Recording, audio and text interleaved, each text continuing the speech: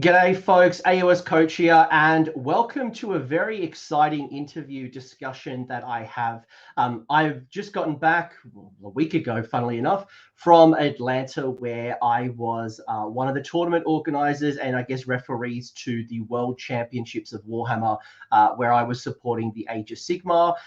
Incredible event, and you'll probably see a little bit of coverage. You saw a little bit of preparation with myself and Todd Meggs before I left, and I am absolutely honored to have the winner of the World Championships of Warhammer, Nicolas Tassone, not only the winner, but some incredible stories coming out of this, because if you asked me who was going to win the event, one, Lumineth wouldn't have been the pick. Two, if Lumineth was the pick, it wouldn't have been with Teclis. If you mention anyone on the internet and you ask them about Teclis in this General's Handbook, they would have thought you were absolutely insane. But here we are. Nicolas not only won the event, but did it with Lumineth, and I'm super excited to talk to Nicolas, not only about the list that he ran, but also the preparation, the event itself, some of his games.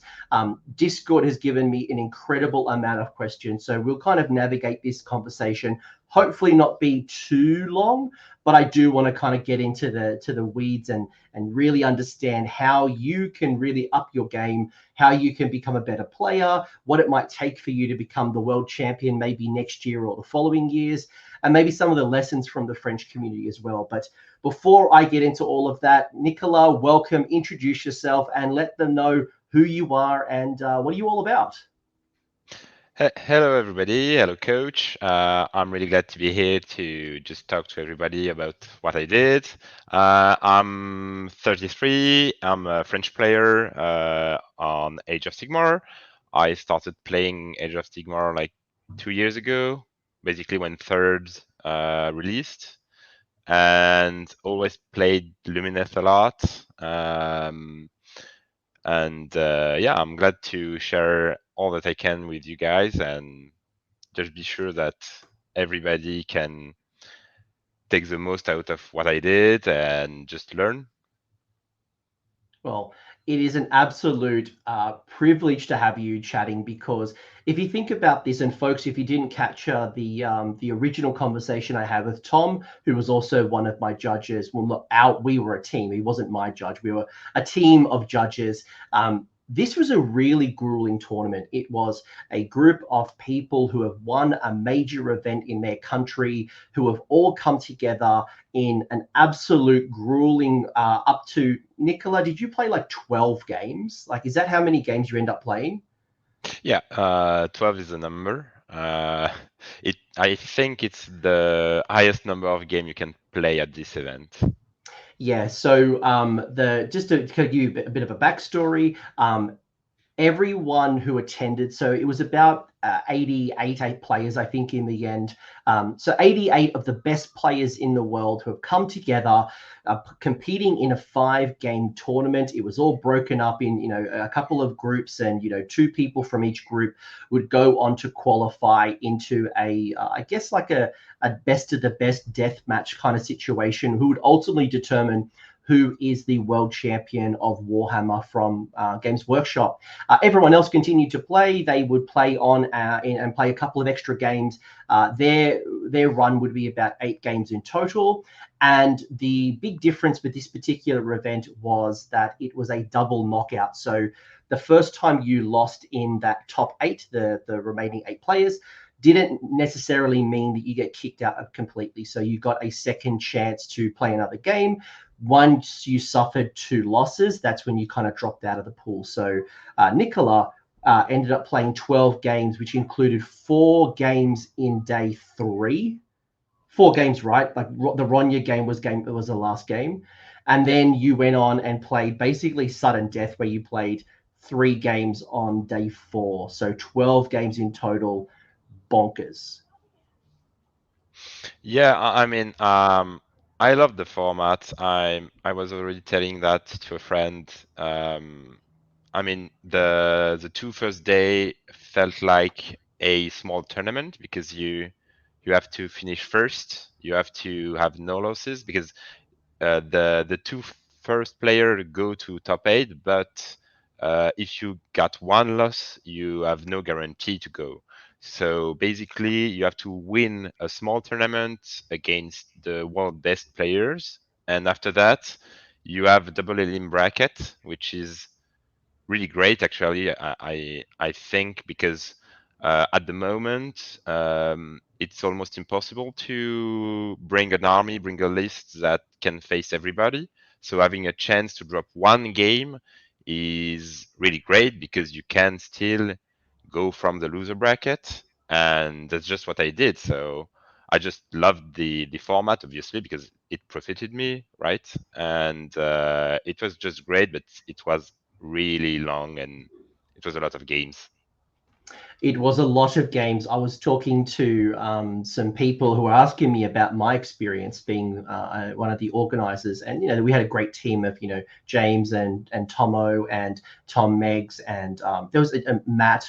There was a really good team, and reflecting on it, our days were like 7 a.m. till in some cases midnight back to back, because some of those games did run quite late. And there was obviously the game where there was four games on in one particular day. So there were massive days, but everyone had really good energy. People enjoyed themselves. It was crazy, like when the I guess Mike Brandt, who was the head of the heads when running the event. I remember his speech at the start where he basically said, "Look around you. There is a bunch of losers here," and he wasn't being mean, but everyone who come to the event has had probably won a major tournament, and it might have been a while since they had actually lost a game. Yet someone could go 0-8, or you could go 2-6. Like, it was a very realistic expectation. No game was going to be easy, and people slogged it out. It was a really grindy event. Did you feel that, or did you feel there was a couple of easy games? Uh, every game was hard. Really, I've never been to an event that was that hard to play. I had one game that was a bit easier because of the matchup and the person did not really understand what my army did. But it was not a free game at all, and all the other games were really like fourth or five game at a regular event. It's yeah, it was really different. It was the best event I've ever been, and the toughest, I think. uh I just loved it. And yeah, the speech at the start, it's just great because he's true. He's right, half the player will lose their first game, and none of us are really used to that because we're used to win at least our first three games, at every event. And yeah, it was really different and really tough, but that's just why we play, I think. So let's take a step back. So that was the event, and I'm going to do another video recapping the actual tournament with a couple of the Australians. So if you want to actually know more about the event and how it operated, um, I highly recommend you check out this video probably not long after this one records. So keep an eye out on that.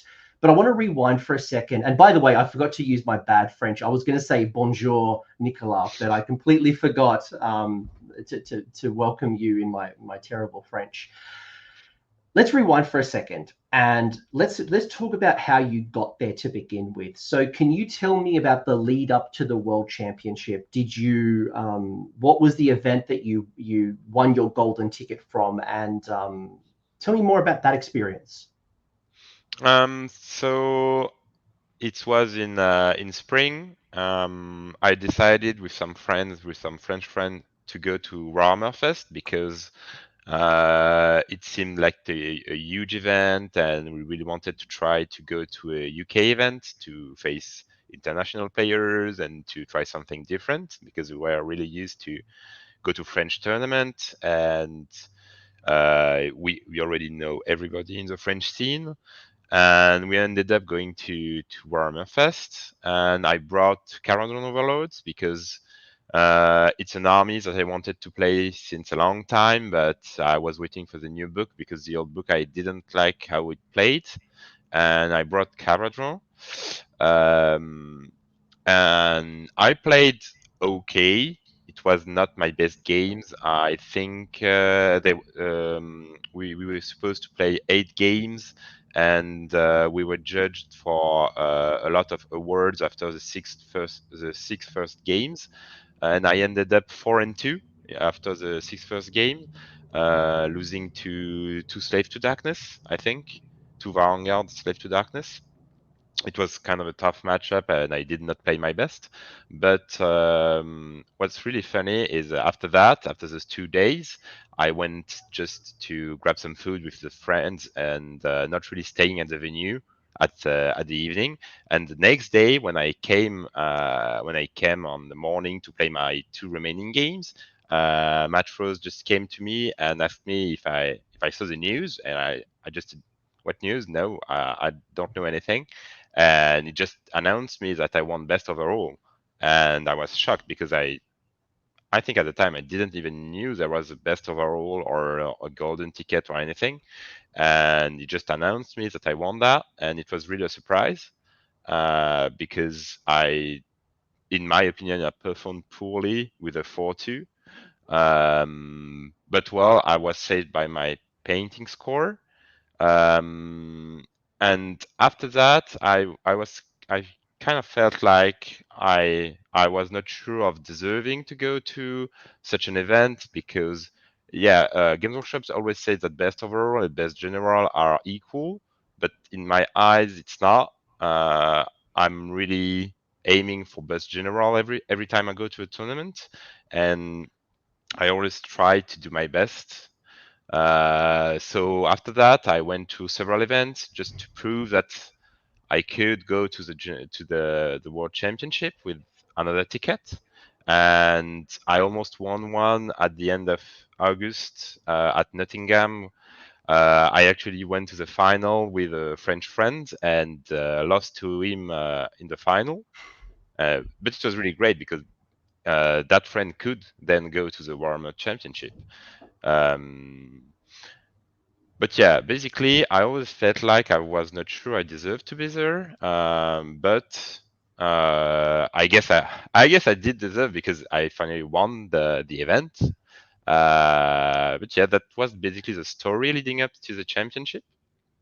I And think I think yeah, by I'm going to rudely interrupt you and say that you sure. definitely deserved it. And I know talking to the French at there was what 12 of you. Yeah, There was a fair amount of you at the tournament. You know, I saw the professionalism and the camaraderie and how serious you as a team, whether it was the team huddle, whether it was talking and breaking down each game and thinking about how your win path, and there was some really great professionalism, and I can see why the French team does incredibly well at the teams tournaments.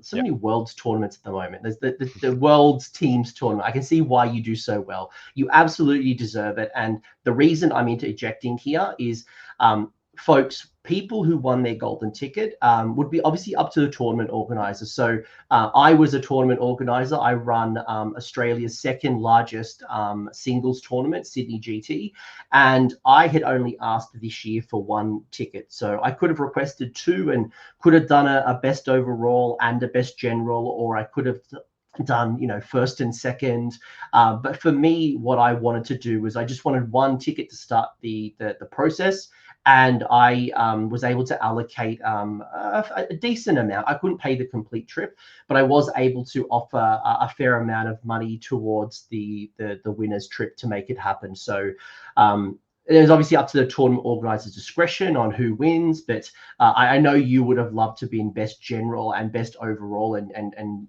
get that 6-0, but you absolutely deserved it. And I think you proved that as well on your run through the World Championship. So, and I know a lot of people are a bit funny about that. Like, why am I here? Why am I so deserved? You know, when you hear all the names, all the people that you know about, you're like, what am I doing in this room? And yet here we are. Some of those people with the names lost their first 2 games. Some people who we haven't really heard about had gone on an incredible run to the finals. And there was a wonderful mix of European names and American names and Australian names, and you had Singaporeans and you had people from Poland, and there was this mix of, we don't know how this is going to work. Are the Americans going to retain, and they're in home? Is someone coming out from left field with something that's completely off meta, something that we've never heard about? It's going to catch people off. It was incredible to watch and see how this all unfolded.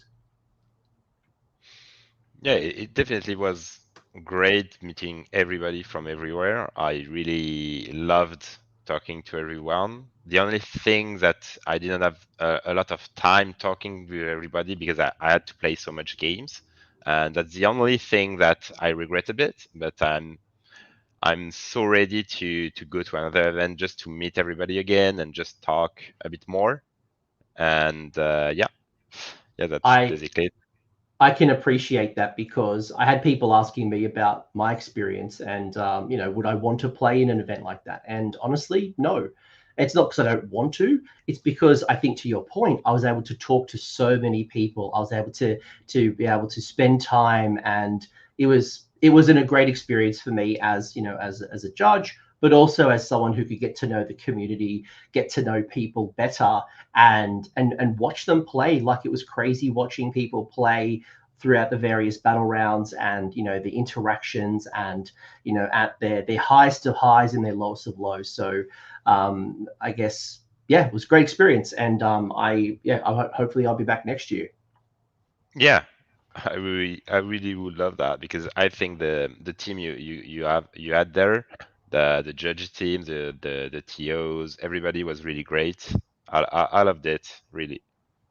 It was a good mix. We had, there was a lot of like, I try to avoid my countrymen, for example. So anytime an Australian interaction or a question came up, I would avoid it, because I didn't want to make a ruling to my countrymen. And yet, we had a judge from Europe, we had a judge from Canada, we had a judge from America, we had an international team, which is brilliant. But let's talk a little bit more about the event and your path to victory. How does it compare to other wins and other major accomplishments you've had in Warhammer? I mean, it's really different because first it's the World Championship, so the title, the prestige is really different. It feels different.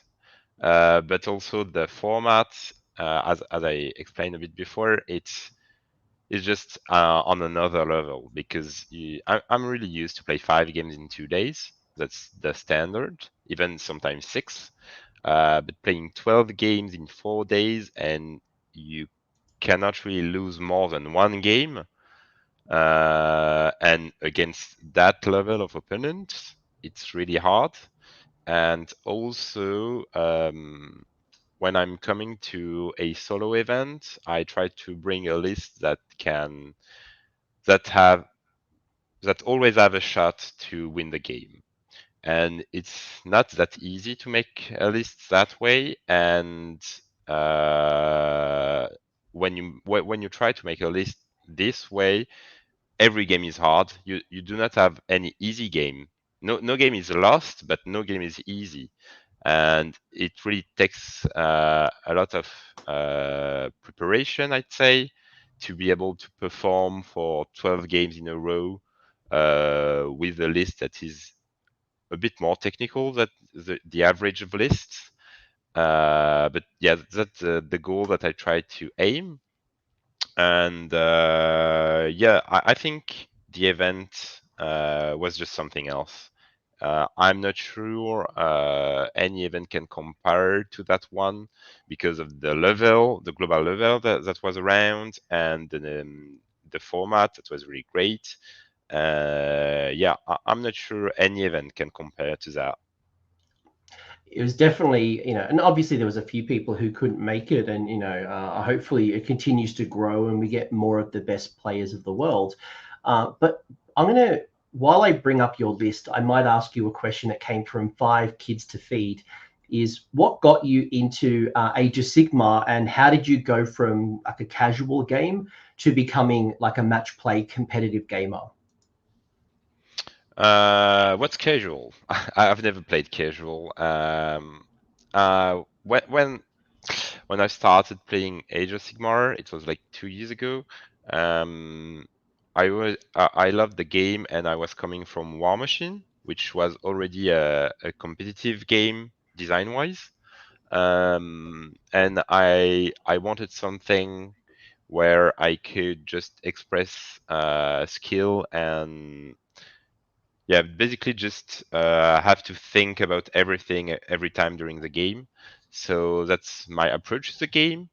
Um, so I never really played casual. I played outside of tournaments at start with friends, but the friends I played with are pretty much the same. So every game is fierce, and we all play to win. But we also play to win uh, cleanly, and we try to have the game going how to say a good way, the best way to play the game, not really trying to have gotchas or everything like that. The goal is to be a better general, not to just hide things from people and take them by surprise.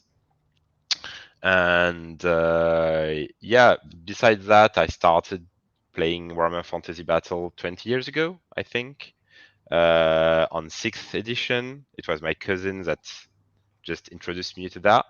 Which And army? Which army? I started playing with Eye Elves. Oh.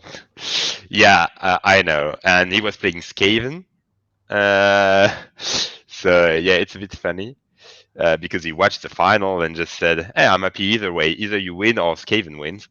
It's funny because one of my friends, Konstantinos, who's been on the channel before, he sent me a picture and then he tweeted it the same picture. He's the final, which was Skaven Tom Morsley versus yourself. He sent me a picture of is it the 7th edition box where the Yeah, battle box was Skaven versus High Elves, and he had said, 20 years on, we're still fighting this fight, and I found that hilarious. yeah, I think that's just great because Age of Sigmar just brought a new faction and new identities, which is really great, but also kept some of what made Warhammer Fantasy Battle really a successful game. And I just love that you can recreate some things from the past.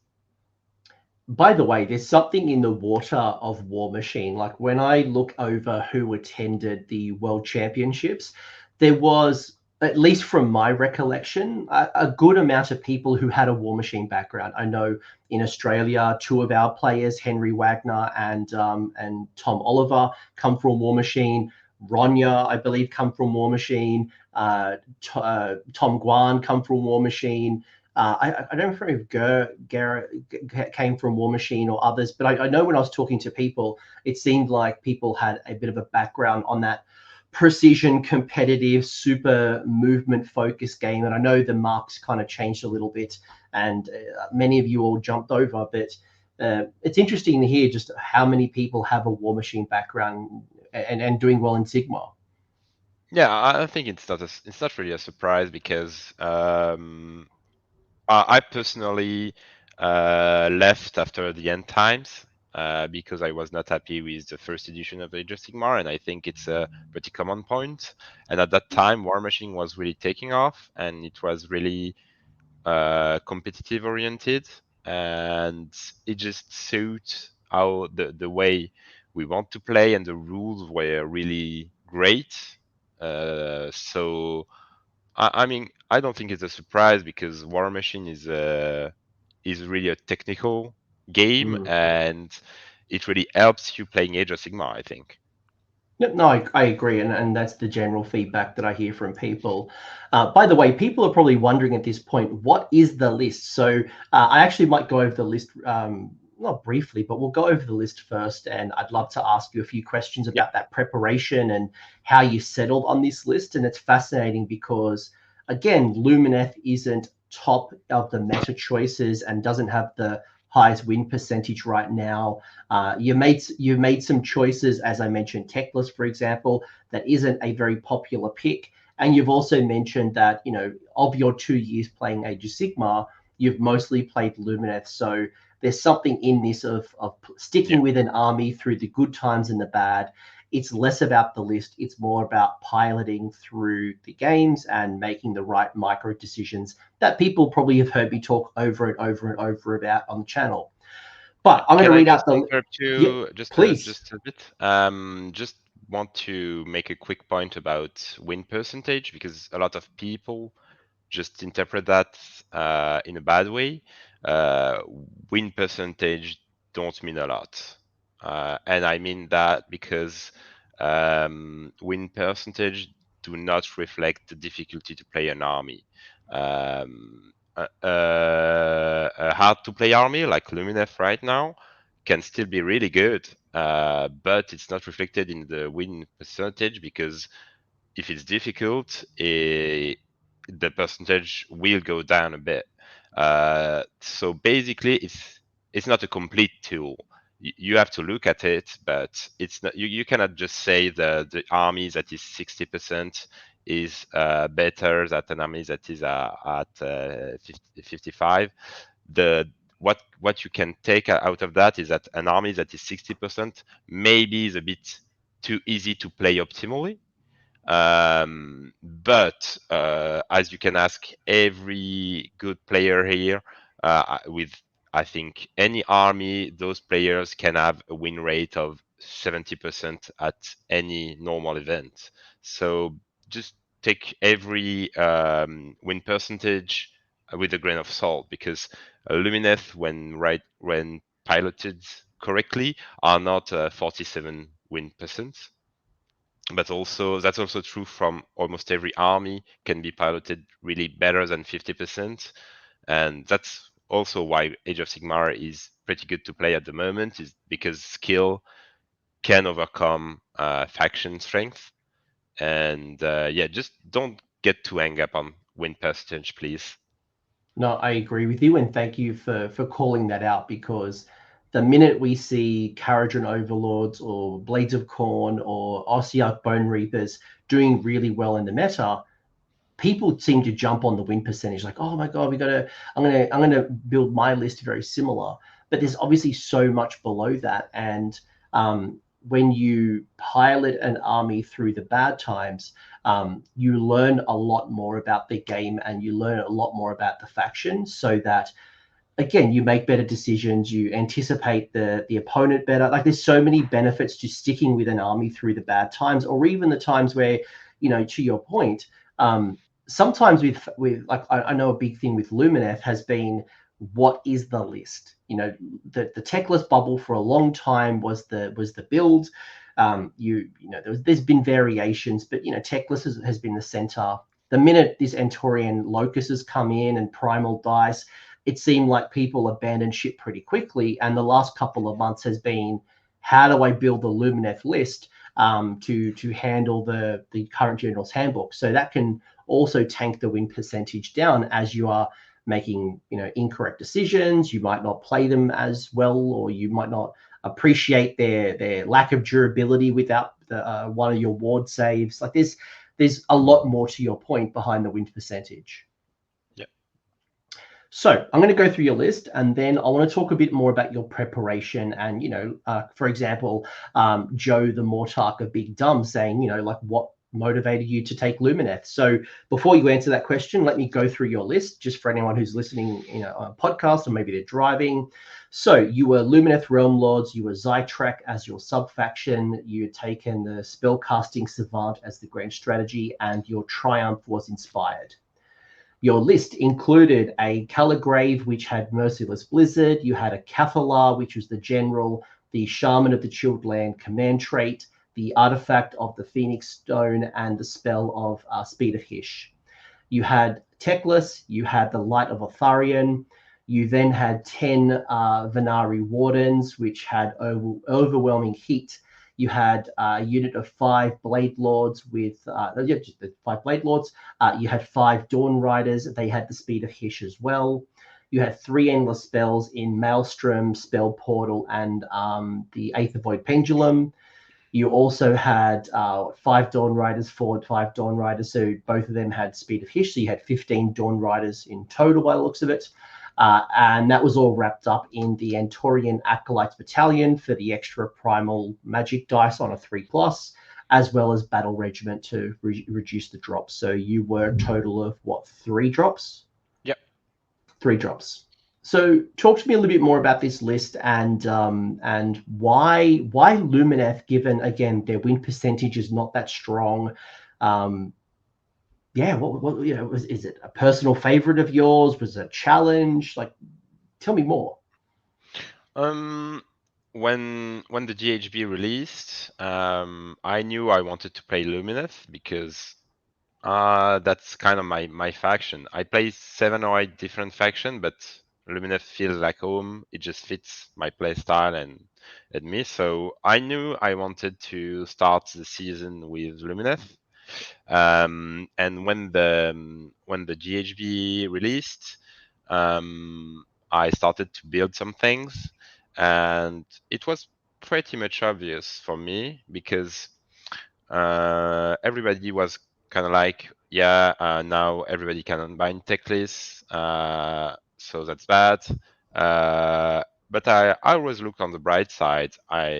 It's just Teclis can basically you will never get a blizzard in your face, and I never got blizzarded, which is really something because that spell can change the course of the game. You also have one free battle tactic because you can do magical dominance at any point in the game, and your opponent cannot do anything about it. So that's one important thing. And you have battle tactic denial because if you go first, you put Teclis at the center of the board, and the opponent cannot do magical dominance. So it's really strong. I think Teclis is really strong.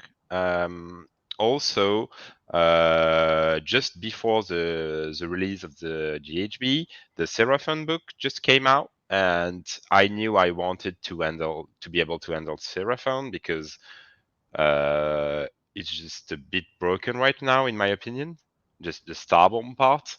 And I knew I wanted to build something that could go against Seraphon. And the obvious answer was Teclis because the 4+ ignore you can just play into Seraphon with that. And basically the matchup against Seraphon is really stupid. You cast one spell a turn, which is the ward, and you cannot do anything about it. You put Teclis at the center of the board, and you try to unbind as much as you can. And he cannot really target you with spells because you have he does D3 if the spell goes through, D3 mortals, but you have a 4-up chance, so half chance to just shoot back to him the D3, except you have the reward after that. So the odds are better for you. So it cannot just really target you freely with spells, and you can usually unbind a lot of spells. So basically, the list can handle Seraphon pretty effectively, which is not easy with most lists. Nurmiliad maybe can, but even against Nurmiliad, if you have 6 objectives, good luck getting points against Seraphon. And so yeah, that was the basic thing I thought about when integrating Teclis. And also, Teclis is the best toolbox in the game. Period. It's just it has almost everything. We just missed no ward spell, but I mean that's fine. And the mentality to go around primal dice, because yeah, people will be able to unbind one spell from Teclis, but the mentality I build my list around is like, I have 10 important spell. Yeah, you can unbind one. I don't mind. I have 9 other really important ones. Because this is the case. I have really a lot of important spells. So yeah, you can unbind one. You can you can choose to unbind one, and that's fine for me. So you can. It also complexify a bit the hero phase because you have to announce a spell in the right order because you want to bait the primal dices there to just have the important spell where you want. But I mean, that's kind of the fun of playing the list. And after that, after bringing Teclis in, the rest is pretty much kind of easy. You want Altharian because he's your best combat piece in the book right now. There is nothing better than that, and his shooting ability is just great in meta where you cannot really snipe hero. Well, with Teclis Searing Light plus Malgrant Maelstrom plus the Pendulum. After that, if there is a hero with like 1 or 2 wound left, Thyron can just pick that up, which is really strong. Then 2 wizards. You just need 2 wizards to have the battalion. So basically a Catharar, because her spell is insane, and just the ability to redirect Aether Quartz is really key. And after that, I was just looking for the cheapest wizard, which is a Calligraph. So you have those two, and you have to have Blizzard on those two because of the way Deep Thinker interacts with Blizzard. Basically, you have 2 free Blizzard per battle, which is really strong. So the hero part of the list kind of writes itself off once you bring Teclis in. And after that, you just want as much body as possible because you don't have a lot of wounds, so you want as much as possible. So the way to do it is you have to have 10 wardens there. You can bring 5 Blade Lords because you want to protect those 2 wizards.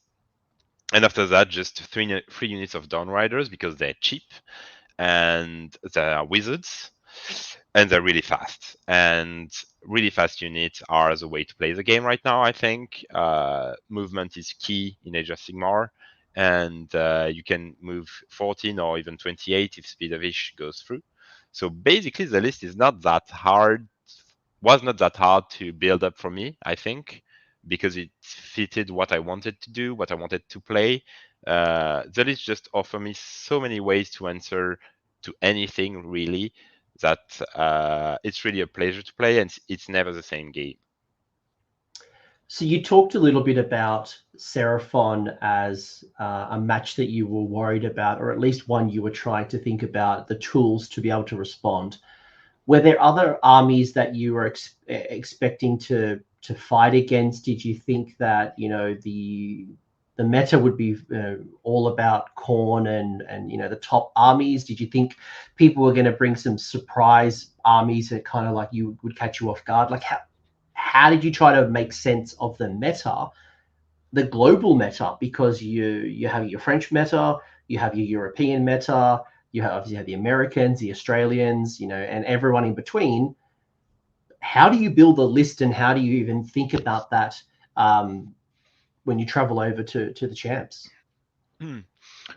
So those are kind of 2 different questions, because the build of the list was actually done in July. I did not touch the list for like 4 months.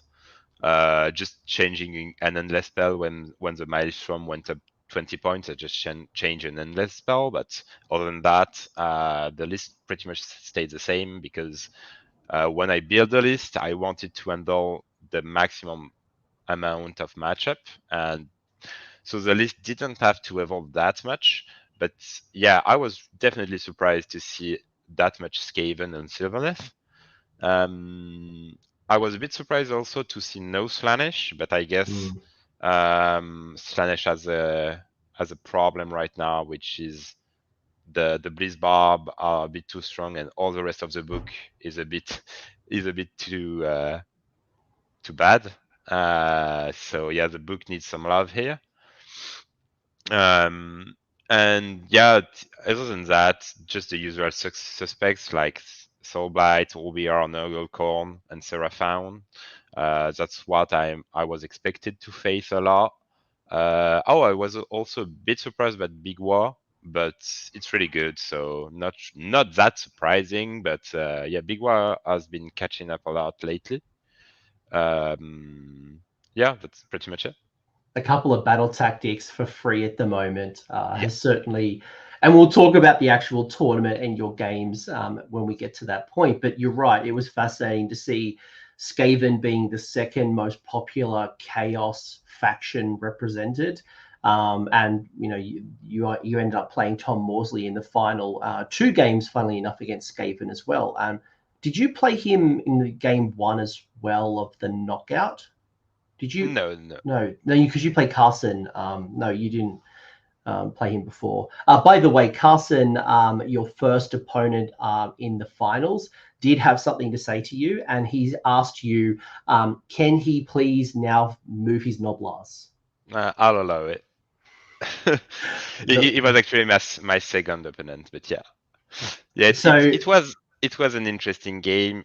He did a bit of a mistake there, and I did catch that. Oh yeah, sorry. Yeah, Tom Guan was your Yeah, round 6 opponent, and then Carson. So poor old Carson has like a row of Noblars, had a couple of like his big ogres. I think he had a Stonehorn behind. You had stopped his Noblars from moving, and the impact of that one particular ability just absolutely shut him down.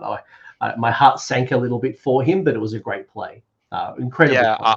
I also put overwhelming heat on his Tornhorn. So his Tornhorn was moving 7 inches, and he was stuck behind that wall of Noblars. And yeah, it was a bit disheartening. Yeah. So how do you prepare for a tournament like this? You mentioned that your list hadn't really changed since July. Tournament was middle of November. How do you prepare? Are you playing multiple games? Are you looking at stats? Get me in the mindset of like how do you understand and prepare mentally and physically for a tournament like this? I don't think I prepared precisely for Worlds. Basically, what I've been trying to do for the past 4 months is to get on the French team because it's a rough selection right now. So I was just trying to choose the best army I could pilot and just prove that I can win tournament with that. I can play good with that. I can win against good opponent with that. So that was really the focus for me for the past 4 months. So in a way, I did not specifically prepare for Worlds, but all that preparation for the French team did come in handy because I played. I think I have the stats here. I played 72 games in 4 months, so that's quite a lot. And yeah, 72 games yeah, in 4 months. Let me just pull out my with that calculator. list. 72 games in 4 months is 18 games a month, which is 4.5 games a week. Yeah, yeah, it's. I mean, I'm in tournaments a lot, so that helps because it's 5 games a week, and I have a place to play with friends, so I can pretty much play whenever I want. But yeah, the goal was really to show that I can be in the French team. So that was my main goal for the first part of the year, and yeah, I played a lot. Mentally, I'm not sure I did some specific preparation, but that was always a strong part of me, I'd say. I've played League of Legends for like 11 years, so mentally you have to be good because if not, you just stop playing, you know. So that kind of teach me mental strength, I'd say. And yeah, physically it was really hard. You know, after the third day, I played 4 games in that day. I haven't eaten all day. I finished playing against Ronya at like 11:30 p.m. 11:30. Yeah. 11:30. Uh, I was counting because if you didn't end soon, I was going to bed. I'm like, I'm done. yeah, and after that, I just went to grab a bite and just went to bed at like noon and a half. And after that, I couldn't sleep for 2 hours because my legs were hurting a lot. I think that was the hardest. Was I was not used to being stand up that long, and yeah, physically it was really hard. But I mean, the mental just can keep you to the end, I think. Especially with an army as intricate as Lumineth. And I remember when Tom Meggs and I were talking about Megan's, by the way. I'm just, as an Australian, we shorten everything. So I just like, he's just Tom Meggs. But I remember when we did the list preview and we're talking about the meta, Tom had asked me, who's your pick? And I had said one of the armies that were list techy had the potential to win, but it was about the fortitude and being able to have the endurance to play up to 12 games. And I think that's a testament to yourself, given that Lumineth is one of the harder armies in the game because of the amount of rules and interactions and the complexity, especially in the hero phase. And then to do it for so long, is an absolute testament. I do want to ask you about your playing such a long event. But one thing that I imagine really helped you was the French community. I was so impressed with the as I mentioned earlier, the camaraderie, the friendships, the team bonding of you all wore the same shirt, you were in a uniform, you were all kind of coming together, you were all celebrating. There was a lot of great support. Having the French Wargame Studio as well, who are obviously a stream partner as well. That must have been cool playing on your home stream to your countrymen.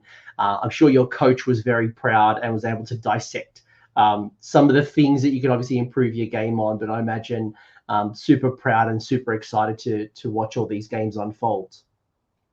Yeah, the French community as a whole was incredible because there were the people that were in the event, which were really great. Also, really thanks to my friend Martin that helped me a lot for certain matchups. He's a really great Skaven player, maybe one of the best in the world, and he helped me prepare for the last two games. Um, and everybody there was really supportive, and that helped a lot. But also the French community from abroad, because I started getting messages from everybody, from people that I know, from people that I don't know also. This was really great, and the French stream was doing such an awesome job.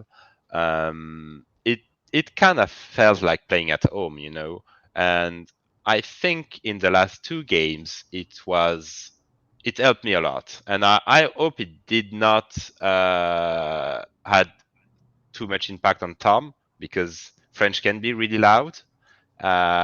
So I think I, if I, any, I think if anyone, it was probably the Ronya game. That oh for yeah, me, like everyone was super close, hugging the table. At least with the final games, like I had barricaded it off to give yeah, for yeah, you that got. was good. I barricaded and pushed people further back than they ever had over the weekend. But when with the Ronya game, everyone was like really hugging the table. It was the only game, as we mentioned, it was played up until midnight. And everyone was super excited to see the game and watching this Lumineth versus Soul Black Gravelords unfolding, and wizards dying and popping and exploding. It Yeah, was a very, very fascinating, wonderful game. But I the don't I game don't was think so. insane. I think anyone was excited to be a part of it. I wouldn't call the Yeah, I French hope too so. disruptive. Probably no different to anyone else. To be fair, I don't think it's so bad. But you did raise a point that one of my questions from Skaven Spawn did talk about, and that was how did you research your opponents and their play style? You mentioned Martin, your friend, who we all strategize and we try to work out lists and think about how we play them on the battle plan and what we want to do with our lists. Like, how did you try to tackle this? Is there anything particular you focused on? Was it just more about your list? Like, tell me more about that process. Yeah, so I did not research opponent particularly because um, well, pretty much it's a lot of time, and you only face 12 opponents at maximum, and you would have to research 88, which is kind of a lot. And also, when I play my list, I try to make the game about my list and not about the opponent, which is kind of an easier way to play. Um, it's it's easier because you want to force your opponent to play your game and not the other way around. But I think everybody tries to do that. It's not that easy in practice. But also I have a lot of games on my list, so I know a lot of matchups by heart, like Korn, Nurgle, OBR, and SB, Soulblight, and Seraphon. I know those matchups. I don't really need to do some research on those. But we did take a look at the list during the flight going to the event, to some lists at least. So the Skaven ones, because they were a bit tricky. But some others I don't recall right now. But yeah, I do when I go to an event like that. The usual matchups I don't really care too much because I know those. I focus more on the particular list and try to see is that list really that good and we just didn't see it, or is it just weird and there is nothing really there? It's just a player preference, or so basically, yeah. What can I do against that list? And it's not that hard to anticipate because I know my list very well. I know them a lot of matchups very well, and you can pretty much anticipate a matchup from others usually because of similarities between lists or between armies. Um, yeah, I think that's it. Just focus. The first advice that I would say is just focus on yourself first. um, Build a, that's my way to play it, at least. Build a list that has a lot of possibilities, that has a lot of outcome, and when you have that, you can pretty much score and just do well against anything. When I'm doing my coaching with various people, and one of the things that I see often is when an opponent or when a player suffers a loss, or maybe they suffer a series of losses at a tournament. One of the first things they always do is they try to change their list so quickly. They're like, oh, I didn't do very well against Corn, so I'm going to change on my list to be able to respond to Corn. But then they go up against Gits, and they lose to Gits, and then they're pulled to Gits, and they're constantly trying to respond to the meta.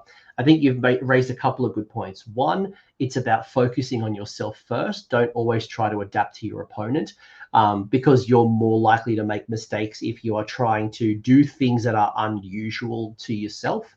The second part is the repetitions, right? And this is where it becomes important that if you are going to go to a tournament, and let's say Seraphon is the big bad right now, go into Seraphon.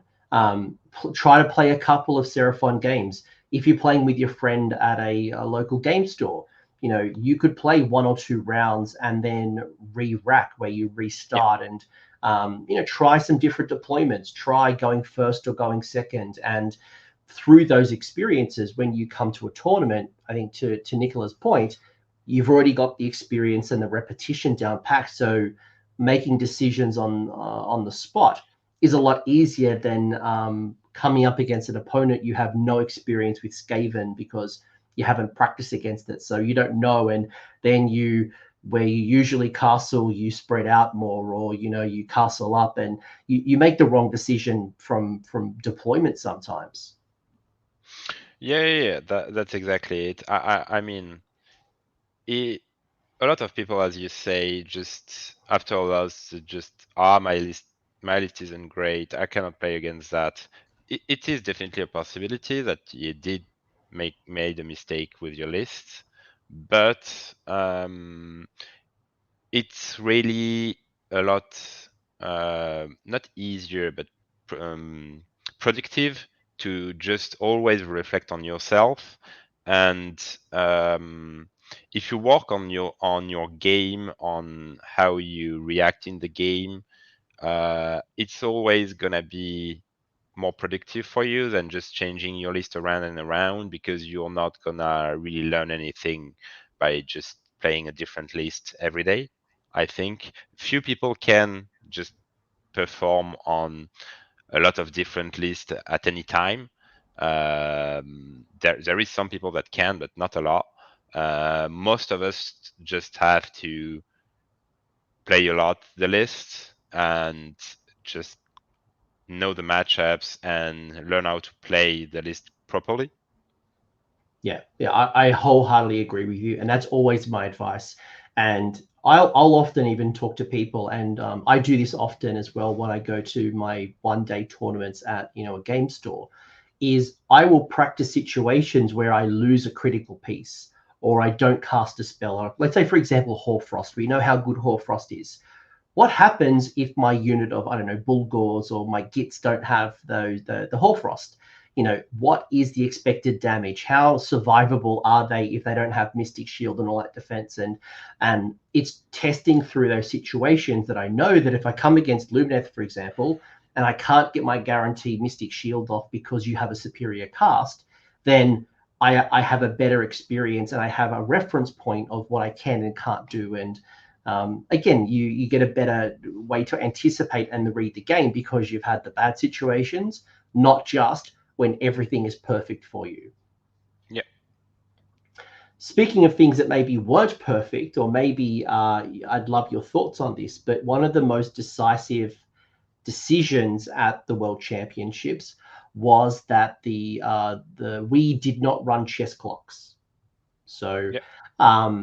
And it seemed like some people were happy with that. They couldn't care less because they were well practiced and they thought they get their games through three hours anyway.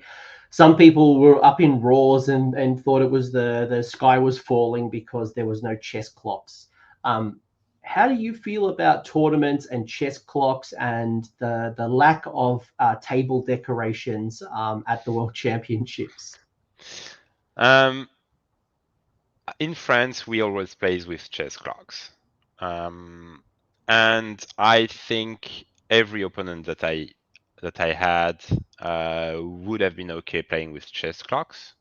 And for the final, I asked if we could play with chess clock, and we couldn't. And I'm pretty sure that Tom would have wanted also to play with it.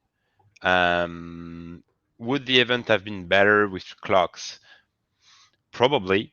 But I also understand why Games Workshop doesn't want to play with it. It doesn't feel really friendly. It really feels like a sport more than a hobby, maybe.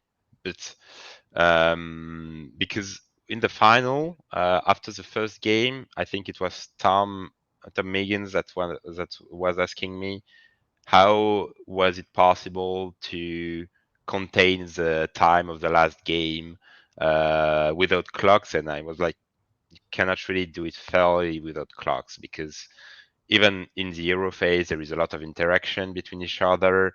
When I cast a spell, my opponent has to think, does he want to unbind that? And it's really a critical decision, because I have, as I said, I have 10 really important spells, and the reflection is not on what spell to unbind, because you can try to say, yeah, but you say you know at the start what spell to unbind. No. It depends on the cast rules. It depends on the primal dice that he has at his disposal. It depends on the range. It depends on a lot of things. So playing without clocks with time round doesn't really make sense.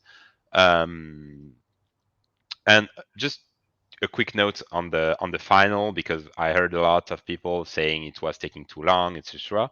And I do agree it was taking too long. But just to remind people, it was a final game of a World Championship event, so a lot of was at stake there, and it doesn't excuse the time that we took. But when you don't see the clock, you don't realize the time. When I was in it, I didn't realize at all that it was 4 hours. And you lose sense of time without clocks.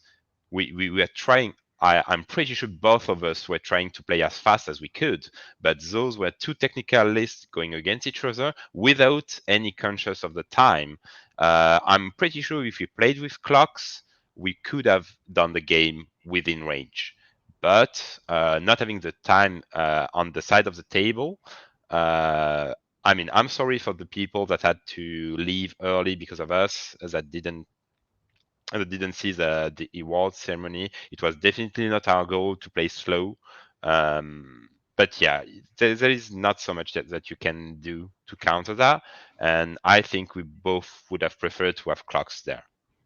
Yeah, and I'm not blaming you at all. And just for clarity for people who weren't at the event, Nicola mentioned earlier that in day 3, where you played 4 games, you basically had no break. And basically the structure that we had was everyone had 3 hours of game time. In between every game, there was a 1 hour break. And because there was no chess clocks, and the principles of the tournament was that the games would come to a natural conclusion or as best as possible, that meant that people could bleed into those breaks to a degree. Obviously, we have to cut the round at a particular time to draw the next round and then set up tables, but there was games that could go 30 minutes to 40 minutes, and you then cut it there, you draw the round, and then you're literally playing the next game. And that was happening not just on the top tables, but in fact all of the tables. And you might make an assumption, well, all these players know their armies really well, they're some of the best players, how come they can't finish a game in 3 hours? Well, the interesting piece that Nicola just mentioned was the fact that when you are playing a tough game, every game, every decision is important. So there's a higher element of strategy and counterplay that needs to be factored into the decision making, which is why, correct me if I'm wrong, the World Teams tournaments are 4-hour rounds. So you do have more time to strategize, more time to think those decisions. And I think as a tournament organizer, one of the things that we'll need to reflect on is how do we balance time? Because one of my concerns throughout the game, and you might remember, might not remember, but I was running water to you guys constantly. I was trying to find ways to feed you, and because I know some of you went back to back to back to back, and it's tough. But how do we find a balance? And if chess clocks aren't going to be a thing, and it's a directive, like what else can we do? And it's a really interesting question that over the next 12 months we'll need to work out. Does the rounds need to be 4 hours? Do we like what else can we do? Because it wasn't just you. There's probably a lot of players who exceeded their rounds. Yeah, you're absolutely right. What people need to understand there is that it's like playing 4 or 5 game at any regular event, but every game. And when the game is really tight, you really the game goes a bit longer. Um, and when you have no clocks, you lose seconds just rethinking things that you wouldn't have rethought. You lose seconds here and there because you don't see the time going away, and I think it's pretty natural. Um, and I'm not sure we could have made a lot better without chess clocks, because when there is 2 good players facing against each other, you don't end the game after round 2. It's not an option, because when you go to regular events, most of the time your first 3 games don't go to round 5.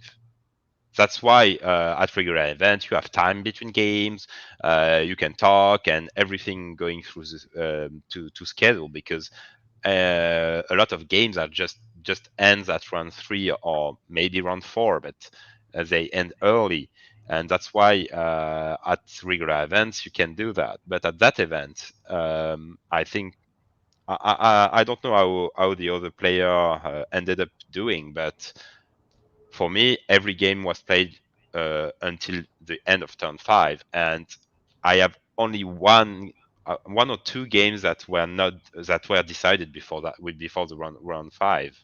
And yeah, I don't think you can do pretty much better without clocks. Maybe add a day on the event to allow the top 8 to have less game in a day, probably.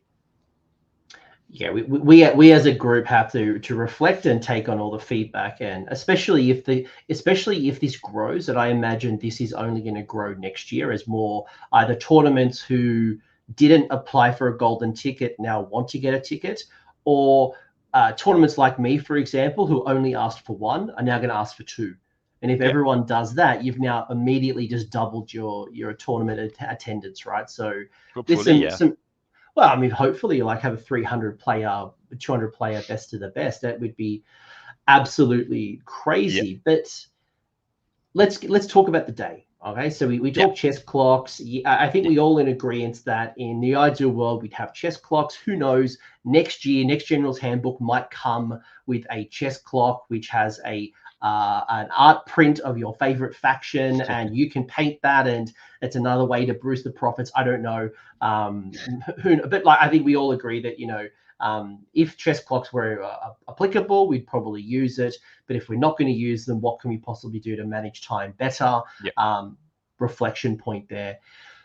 What were some of the armies that you were hoping to face, or maybe even hoping not to face? Like I'm looking at your, I won't spoil Christmas to everyone just yet, but was there any particular armies that you wanted to face or you didn't want to face in the tournament?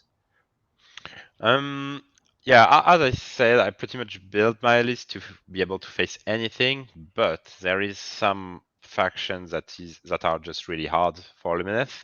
Nurgle is the first one. Nurgle is my worst matchup by far, even worse than Nurmeriad. Um, Nurgle, basically, I cannot damage the person in the unit because he heals D3 every turn. So I have a lot of chip damage that do not go through, and the beasts just are just the best way to deal with my units. So Downriders and Wardens, the Beast and Nurgle are just natural counter to that because there's a lot of mortals, and the disease also is just a natural counter to my list. I have 83 wounds on my list, which is not a Mm. lot. So every wound counts when you play that list, and the disease just yeah, Nurgle is just really hard to play. Other than that, Null Myriad is obviously hard, but it's it's really all of OBR that is hard. Null Myriad is a bit harder, but it's really OBR because the faction heals a lot, and it's a bit of the same as Nurgle. A faction that heals things is hard for me to deal with because I like to apply some damage to everything. And basically, against OBR, if you kill, imagine you kill a Death Rider model, it's just gonna bring back to the front of his units. So you just gave him 2 inches, so you cannot damage OBR unless you're killing the unit, because if not, you're just giving him movement. And yeah, all of OBR is really hard for that list to face. Nulmeard is harder because if the player plays well, you cannot really blizzard the units, which is hard because it's a good part of my output. And Corn is a really interesting, not interesting, but it's a really random matchup because you have some key spells on Lumineth, and if he does the 5-up, you're pretty much screwed. And if he doesn't, you win the game. So it's really random. And I had a game against Noah, which was playing Corn, and he did, I think, 0 5-ups on his all games, and I threw like 10 spells on him. Not too much because I don't want to give him blood tide, but I threw, I think, during the game at least 10 spells, and he did not do 1 5-up, and I end up Wow. winning that game because yeah, if you don't do the 5-up, I have really powerful spells. So yeah, Corn is a bit random. It's not a matchup that I like because yeah, it's really random. So your path to victory, by the way. So I'll talk through a little bit about your path, and then I'd love to hear Was there any great moments like the one, the poor old Noah Singh not hitting any 5-ups, and obviously Carlson's poor old Noblars and the Frost Lord on Stonehorn? And you can tell me more about some of the funny stories or the moments that you remember. So first game was against Kyle Clapp, I think it is Clapp. Ossiarch Bone Reapers, the army you didn't want to fight. Game 1, you won that 25-23. Yeah, he was running Mortis Praetorian also. So I basically faced 3 OBR, Null Myriad, Mortis Praetorian, and Crematorian. Don't ruin Christmas. Let me talk through all of it. Yeah. All Yeah, right. yeah, You've played OBR a couple of times. So game 2 was against Noah Singh, as we just mentioned. Blades of Corn. You won 24-13. Game 3 was against Benjamin Hoskins. Did a Slaves to Darkness video with me and played Slaves to Darkness. You won 32-16. Then day 2 was a great one for you. So you play Ryan Rutherford with his Big War. You defeated Big War 19-17, and then immediately went into another Big War against Benji, where you won 25-22. So you had a back-to-back Big War experience. That was the end of the traditional tournament. The was cut to a top 8. You ended in the top 2 of your bracket. There were 4 brackets. The top 8 go out and play I guess a final series.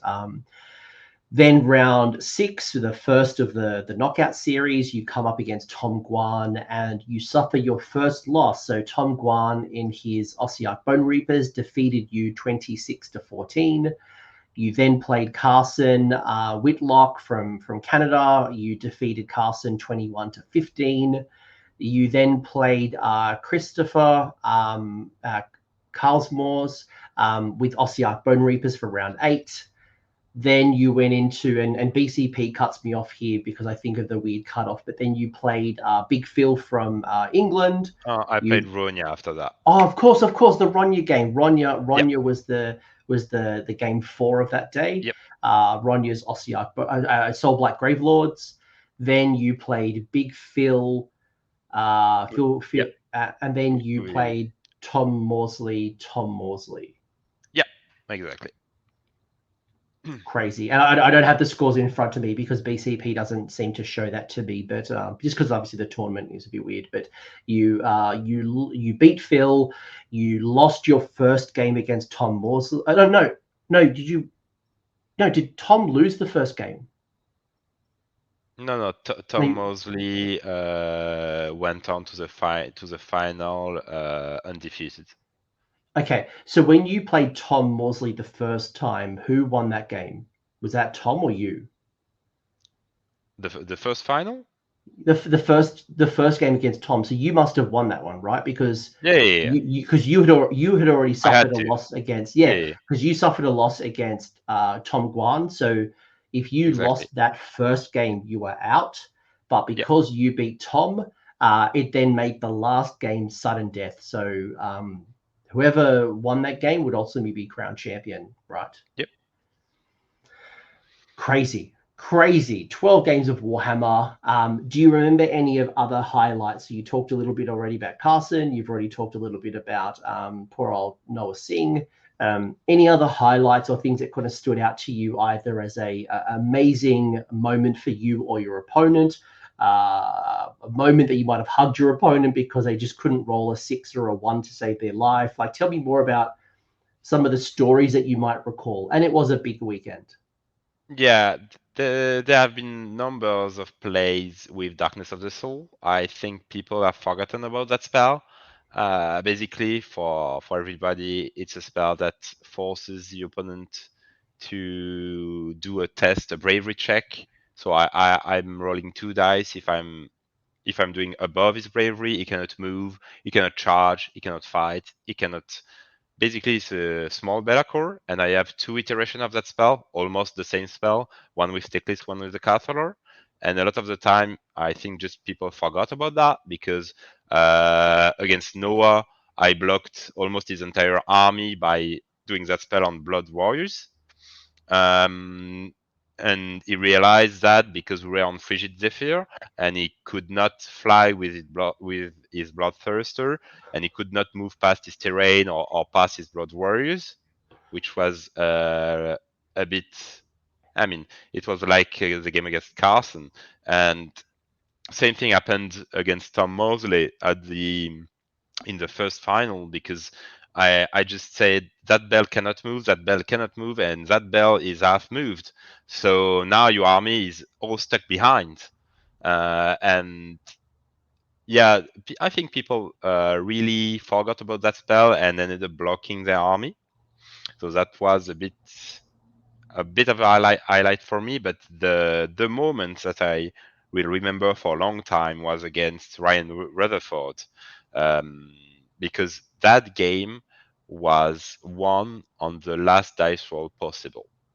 And if that dice roll was a 5 up, Ryan would have won the game. And if not, I won and he made a 3. So what happens there is that I thought I had lost the game at that point. The only way I could have won the game was if I could do magical dominance with 2 spell from Teclis, so 2 spell at 12.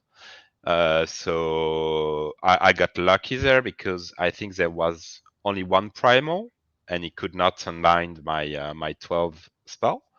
And after that, I had to kill his general, which was at a corner, with Eltharion teleporting with my first spell, Teclis Speed of Vish, so going outside of 8 with my second spell, and a unit of Blade Lords ended up at 9 too. So I had basically 2 9-inch charge and 1 8-inch charge with 1 reroll, plus the shooting to try to kill his general. And I think with the shooting I did 3 damage with Teclis and Eltharion. After that, I failed my charge with the Blade Lords. I failed my charge with Eltharion. I did it with Teclis. I just tried to stomp on him, and I did 2 damage. There was one wound left on the hero, and I did the attack from Teclis. I missed everything except one attack from Selenor that went through. He was at +2, so he had the 5 save to save his life and win the game, and he did a 3. But it was kind of an insane game because at that point, if he made a 5, he would have won the game. That's crazy.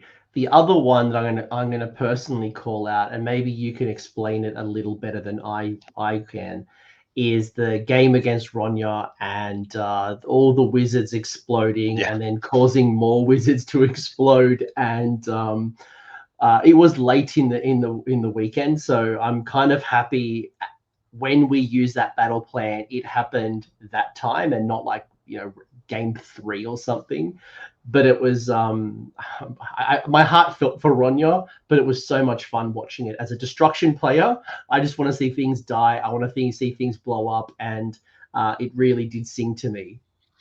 Yeah, that game was insane because um, dice roll were my way at the end of the game and her way at the start, because basically she unbound 2 Merciless Blizzard for the first 2 turns, for instance, and the pendulum that did always the one on the target at the start, but at the end of the game, dice roll were only for me because I think at what point she put 10 Graveguards on the castle and made me do 1 save Yeah. with 10 Graveguards.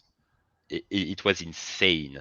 And the blow up thing was also crazy because everything was dying, and I really feared that my Cathara would die, but thankfully my Calligrave did not explode and stopped the chain reaction of that. But it was crazy because the Lokava died, Manfred died to that, my Calligrave died to that, and basically pretty much everything started to explode there. It was a great game, but also quite a random one. Yeah, it was very random, and I was hoping the Caligrave would explode as well because I just wanted to keep seeing. I wanted to see all the explosions, but Yeah. I was just watching and I was there for a good time. But that was a crazy game because it wasn't long ago that people were telling me, like I was talking to one of the Mega Gargant players. That I think it might have been Chris, maybe they were talking about how like was it maybe 10 Graveguard or maybe it was 20 Graveguard had basically deleted King Brod in King Brod Stomp, or at least got him down to like 35 wounds taken, which is a huge amount of damage. And then yes, I was watching Ronya with the Graveguard, and they just did nothing. Like I couldn't believe some of those dice rolls, but that's the game, right? Like Yeah. you can't expect them all, but that was a big anomaly that you're like, no, you should have done more than that. You just have Oh to yeah. accept you have to accept the dice gods for their punishment when they punish you. Yeah, the Catalar should have died there. 100%. Something that I found really fascinating, and most people listening to this haven't had the pleasure to have this. I certainly have. Was playing on stream, and I think you might have played on the stream multiple times. Obviously, your final games against Tom. I think you played maybe at least one other game on stream, if not, a handful. Um, I played Carlson, was a Carlson game on yeah, stream? I played a lot of games because I played my last game from Pod on stream. I Hmm. played the first two games on my third day and the three games on my fourth. So I played six games on stream, I think. It's a lot. And Games Workshop was streaming, and I had two tables. Often they had 140K, one Sigmar, and then French Wargaming Studio would have two tables. And sometimes they'd have an Age of Sigmar game and a 40K game, or it depended on the round. But my question to you is, how does playing on stream change your game? Now, let me put a preface here, right? And why this might change is when you have the world watching your game, everything needs to be deliberate. Making that little bit of an extra move when you weren't intentionally, you were just trying to speed things up. You don't want to be called a cheater. You don't want to make an accidental move, or you have people, hopefully not disruptive, but the commentators, in order to be able to tell the chat and tell the community what's going on in the game, may often come to you and say, what's the update, what's happened, and try to understand the game so they can tell the story on stream, which can at times be disruptive. We try not to as best as possible, but there's things that are happening outside of your normal game. How does playing on stream change your experience? Do you find that the game is slower? Do you find that you have to be more precise and deliberate to avoid cheating, or being called the cheater, or accidentally cheating? Or is there any impacts for playing on stream? Mm, for me, it does not really have a huge impact because the way I play on stream is the way I play every time. I try to play by intent, which is the goal for everybody. And also, what helped a lot is for the last, I think, three or four games, we had judges at our table at all time, so it was really easier to just play what we wanted by intent because we had some judges to be sure that we weren't doing anything crazy or that our movement was possible. But in any case, when I'm using the max capacity, the max movement capacity of a unit, I always put sticks down on the table, and I always ask my opponent, this is where I want my unit to be. Do you agree that my unit can be there? If he says so, I just move the unit there. If not, we're just measuring together to be sure that everything can go there before moving anything. And I think that's the way you should play the game anyway, because there can be a lot of bad feelings if you do a movement, the opponent doesn't really see it, and afterwards is like, "But did you have the movement to go there?" And everybody feels like, "Yeah, I think so, but Yeah, you just have to check with your opponents before moving things, because it's a game of precision. Sometimes decided by half an inch or even less. So yeah, just a lot of the time people just use their tape measure on top of the board, just like 10 centimeter above the model, and that doesn't work for precise movement. If you want to, if you're using that just to move half the movement the unit can, I don't care, you can do it. But if you want to move the max amount of movement from your unit, just put a stick down, because if you have your tape measure 10 centimeter above the board, you're just gonna have a parallax effect, and you're just gonna move like maybe half an inch more, and games have been decided by half an inch. So just put your sticks down on the table. It's the most precise way to do it, and everybody will be happy. Your opponent will be able to see the measure and will agree with you that this unit can go there, and this unit is at that amount of inches from that unit. That's the intent, and yeah, that's just. I think that's just the way to play the game. So no, going on stream does not really affect me. Just you have to update the score and the CPs for everybody to see. And I'm thankful for Tom. I think it was Tom that updated it, or There was Gareth. I'm not sure. there was either Gareth, Tom, or James. So Yeah. I was often like supporting the rest of the tournament, Yeah. while Tom and Gareth really wanted to sit at the top tables, and Yeah. And I they was happy for them updated to do that. they updated the score, the CPs, the tactics on the tablet for everybody on the stream to see, and thank them for that, because just thinking about your game and thinking about updating that tablet is not something I really do. I know a lot of people use the application to enter the score. That's not how I do it. I have physical counter to count the points and etc. And I'm used to that, but I'm not used to using the application to do that. So yeah, that was really helpful that somebody else did that. Cool. And by the way, I just want to clarify, by no means am I calling anyone a cheater on stream, Yeah.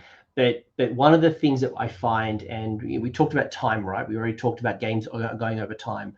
One way that we find efficiencies in the game is by making fast movements. So, for example, if I'm running 30 squigs, do I individually measure 30 squigs their movement, or do I try to find assumptions and movements? And the tape measure that Nicola already mentioned, a lot of people will try to find the efficiencies by using the tape measure to speed things up, or even at a pile-in. Are we actually precisely measuring a pile-in for each individual model, or are we just like making assumptions? And to your point, it can be the difference, that one extra attack that maybe you should have got in, or that extra half an inch or an inch adds up to a successful charge where maybe you shouldn't have. So tokens and measuring sticks and aids and things like that are incredibly important. Actually, something that I've started using of late, I think you might have used it as well, or I saw some people using it, is bringing blank bases. So if you're thinking about, let's say, for example, moving Teclis, and like, can Teclis move in this space, or you're flying Stonehorn on the charge, monstrous rampage, by having a blank base, you can measure and see if you can make that move without actually disrupting the game and moving your nice painted Teclis from where it's positioned. You can measure and then make the move once it's confirmed. So tools and resources, you see them at the top tables and the World Championships, were fascinating, and great to see so many people. I saw somebody had like a wristband made up of battle tactics, like had all their battle tactics on like a cheat sheet, almost like they were trying to cheat for a university test. But yeah, it was great. It was so fun to see different how people the tools and the accessories they brought to their tournament. Yeah, absolutely. The tools are really key to upping your game. For instance, the Teclis base, I could not play without it, because usually you want to put Teclis at some place, and putting the base there just ensures you that when you move all your other units around, you can, because Teclis is not there, so you can go through that space, but you do not end up in that space. And if you do not have a base there, it's going to be a nightmare to measure that, to be sure that, yeah, Teclis can still fit in there, because you don't want to move him first, because it's important that your units that do not have flag can go through that space. And having that base is key. You have to have it. You cannot play without that. Yeah, it's a really good thing. I started using it when I was playing with my Mega Gargants because, being able to move over terrain, or they're such a large base size, can I move into certain spots? It's hard to gauge. It is actually hard to gauge how you can move and stay outside of 3 or get into certain areas. So blank bases, highly recommend, especially for big models, your flying Yeah, models, not your 25 mils, but like, yeah. For smaller bases, you don't care. You can pick you can pick a model that has died, or a model that is at a place that is not really important, just to use it. But yeah, for Teclis, you have to have it. Yeah, monster bases and things like that. Anything else you'd mention about your games? Obviously, we could go into such great detail, and each of these games would have been incredibly fascinating. How did you find the battle plans? Because we at tournaments, you often find, like, of this GHB, of the 12 battle plans, there's like 5 to 7 of them that will traditionally see play throughout the weekend. Like, there's a pretty stock standard tournament list. But we played some games that we don't, battle plans that we don't normally see at tournaments, or not very often. Um, how did you find the battle plans, and any commentary on that? Yeah, fun fact. The only players that played the whole 12 battle plans, because I played 12 games, so I played Yeah. the whole GHB. And I mean, the battle plans, I'd say, are right now the best they've ever been, but there are still some that are less interesting than others. Like towers, I don't really like it, uh, because it doesn't really matter. You've already. I'm not sure. Well, it happened, but usually most of the time, who controls what towers is not really a deciding factor of the game. I would have probably preferred something that happened every turn rather than at the end of the game, because so many games at lower level, at least, end up with someone being tabled, and point at the end of the game doesn't really matter. Um, but yeah, in general, the battle plans are really better and better each iteration of GHB, and in that case, I think that's their best work for so far. Um, and my list is already made to be able to handle every battle plan. Like, I have Endarian Locus for um, Power Flux, which has become ND for the last game. And if you don't have one, you can pretty much just lose the game by not having one. So it's really dicey going to an event when you don't know if Power Flux is in play, uh, and you don't bring an Andorian Locus there. Mm. But yeah, globally, my army is okay playing on all battle plans, but there are some. Basically, it's a secondary scoring army. Every game, I'm doing all my tactics and my grand strategy if I play normally. So having battle plans where you can score more primary, like Pulse, is a bit tricky for me to play, especially because you think Pulse is a 4 objective battle plan, but it's really a 1 objective battle plan, one that moves. And some army like OBR or Sons of Behemoth, you just I cannot get those points. Mm. And yes, some battle plans can be rough, but you have to adapt and try to do your best. And my list has the best toolbox in the game for that. So I always have an option, even sometimes a bad one. I think this comes down to, again, what you said right at the start, which was committing to your army, which is Lumineth, and knowing as far back as July and getting repetition in, because, take a step back from the World Championships. If I'm going to a tournament and they don't announce the battle plan, so we didn't actually announce the battle plans until like very late. It's hard to know and tailor and build a list that can handle all 18 battle plans against all 27 factions, against all of the various builds of popularity, whether it's the Null Myriad or Crematorian and OBR, in the double shooting 4+ KO versus traditional KO. And like, there's so many different builds, and you can get into a point of analysis paralysis where you're just trying to do everything to everyone. Focus on your list, focus on your army, get good at what you know, and try to make your opponent make mistakes, because you are so intimate with your army and you have plenty of experiences against the factions and the battle plans. So that's really the lesson here, folks, that I'd be calling out from this particular moment. It's less about your opponent. It's more about you and the decisions that you make. Give away priority if you get the chance, and see what you do if you get double turned. I just try different things and understand how your army plays. You will be a better player for it. Yeah, also, and a lot of the time, giving away the prio is a move. It's actually probably that's actually my default position. Giving away and not winning priority is how I think about the game.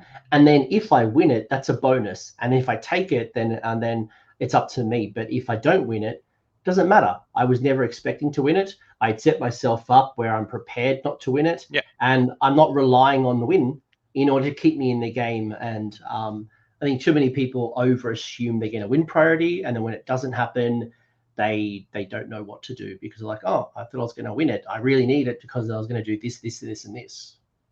Yeah, definitely. All right, I'm going to ask you a couple of rapid fire questions about Lumineth, and then I want a couple of questions on reflecting of the event. So are you ready for this? You've already given me some good stuff about Lumineth, but your big hatted friends have some questions. Sure. All right.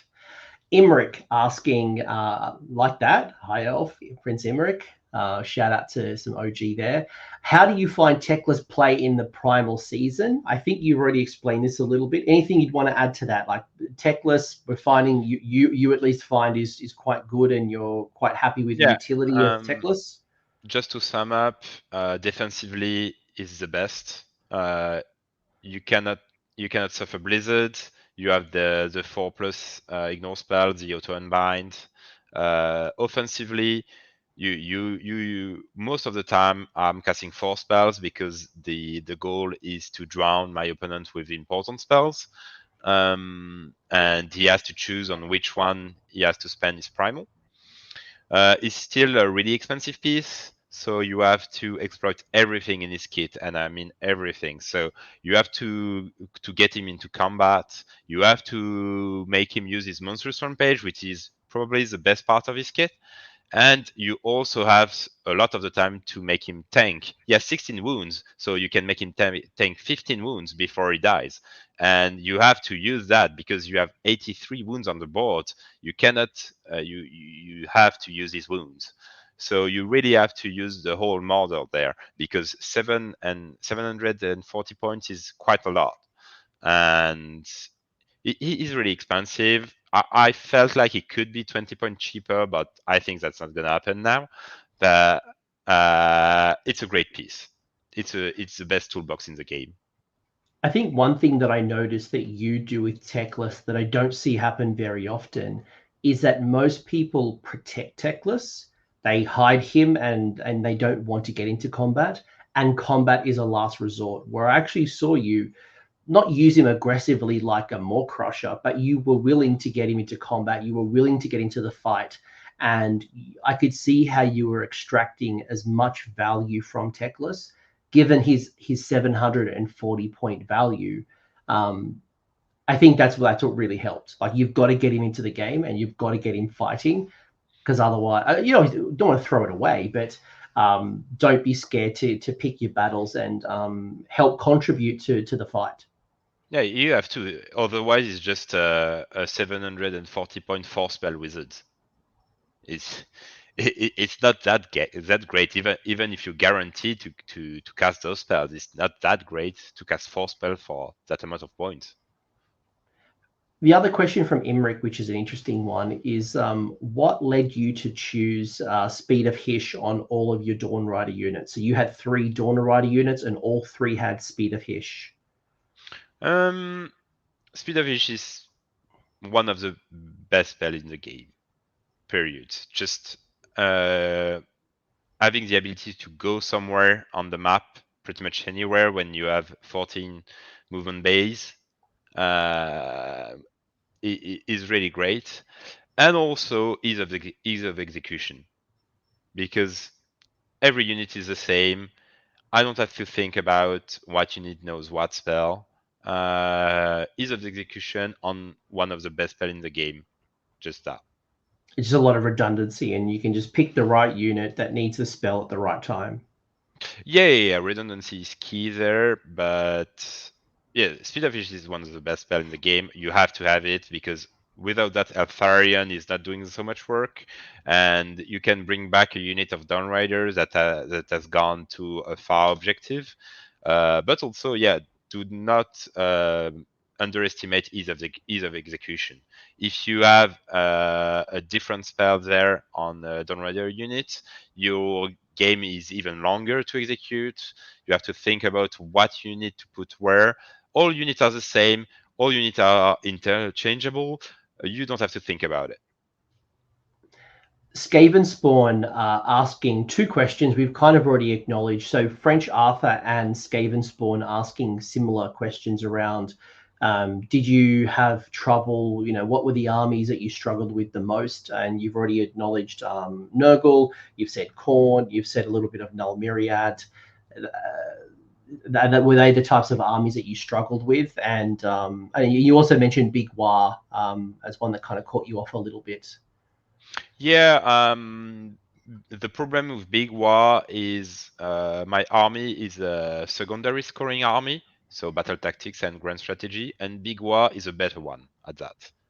The battle tactics in Big War are easier, and his grand strategy is somewhat easier, or at least on the same level. So, and he has much more fighting power than me. It really depends if the Big War player has Gobsprak, because Gobsprak it's really good against my list, because if I cast a spell with a Dawnrider unit, I can just lose 3 Dawnriders. It's really rough playing against Gobsprak. You have to just you have to be much more careful with spells. And most of the time, when I'm playing against Gobsprak, my Teclis end up taking 10 wounds on turn 1, because it takes 2d6, and I don't know why it's already 10. It's always 10 wounds on turn 1, and you're like, oh yeah, Teclis has taken 10. It's a bit rough, but yeah. Other than that, no rule, OBR in general, and everything that heals and where your damage does not stick is a bit rough. But everything that has a low bravery you can handle, because of the Catalog spell and the Teclis spell. So yeah, basically Nurgle and OBR, and Big War to an extent.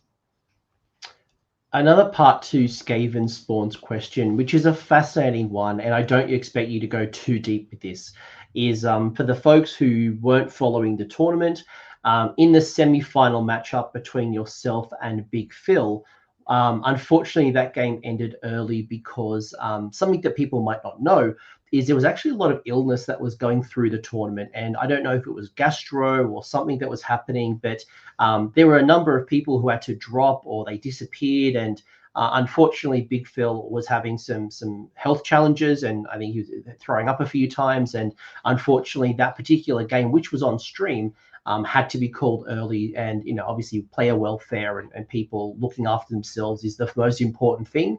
But Skaven Spawn asking, how do you think that game would have went? I know you got up to about turn 3 at that particular point. Do you think that you would have still beaten the Gits list, which was heavy Boingrot Bounders and Scragrot and things like that? Or how do you think that game would have played out if it was played at its full potential and Phil was healthy as healthy? The two times 15 Boundgrot Bounders list, I have somewhat of an advantage there on the list because I have bravery check spells, and I can pretty much lock one pack and try to handle the other, which is what I did. At the point where Phil conceded, it was start of turn 3. It did not brought back the bounders that died, and he had the prey on turn 3, but he had nothing really left on the board because he had one pack of bounders, but it was double controlled. So basically, that unit should not have any impact if he had taken the turn, and he did not brought back anything. So I think it was the two rolls to bring back something that failed, that just made him think about conceding, because it was already a tough game for him because of his health. And after that roll, I think I would have won the game. I mean, dice are involved there, so you cannot really know. But in that position, I think I would have won. But I would definitely have liked playing a full game with Phil being healthy, because maybe his two first turn would have been different. Because I think he said to me that as he was sick, he was just, I'm just gonna throw everything at you and see what's happening. Yeah. And I think Phil can play a much better game than that, and the game would have been a lot closer than that if Phil was at full health. So I pretty much want to play him again when he's on top form and see what's happening there. I would love to pay. If there was a pay-per-view, I would pay to watch that game. And and I think, like watching that unfold, unfortunately, health was significant right at the start. And like I said, a lot of people got gastro throughout the event. And it must, being in a tournament, I haven't seen it happen like that. But unfortunately, with the international communities and foreign foods, and people, like, there was just a lot of things going on, and there was a lot of food sickness, or some type of bug, or whatever it is. So, Yeah. but anyway, the top 8 are all invited to come back next year. So I can't wait to see you all compete, and hopefully you get that rematch. I'd love to see it on the top tables. A couple of other burning questions I got for you. Jewel asking, why did you pick the Pendulum over Gravetide? Is it because that Soulblight Gravelord had some nerfs, or was there a specific reason that you dropped the Gravetide? Not really. I think people overhype Gravetide. Gravetide is good, but the goal of my list is to handle kind of everything. And if I need to just deal with one wound infantry, I have 15 Dawn Riders that does the job. So I don't really need Gravetide there. And Pendulum is great against everything. Nothing likes getting D6 mortals on multiple things. Pendulum is just the better spell there. And I probably think it's going to go up some points. A couple more questions about Lumineth. The other one coming from Jewel again, saying, how do you use the Cathalar's once per game? So the Caligrave's once per game ability. Do you explain when and how you use the ability? Yeah, so that ability is triggering. You can trigger it at any round, but on the first round it's on a 4-up, second round in a 3-up, etc. And you give up your spell. So in most matchup, it's just, if I don't want to cast a spell, I'm just using that ability. So probably on first turn, it's a 4-up. I mean, either it goes off or it doesn't. It doesn't really impact the game. But against EV Magic matchup like Seraphon, I just keep it for turn 2 because 3 is much more reliable. And if I can do the 3-up on turn 2, I have a Teclis at the center of the board that have unlimited unbinds on +3 against Seraphon with an auto unbind with primals, and it can really become a nightmare for the Seraphon to just cast one spell. But yeah, basically just I'm throwing it on turn 1 when I don't have anything else to do. That's just it. Cool. Two more Lumineth questions, both coming from Peter II.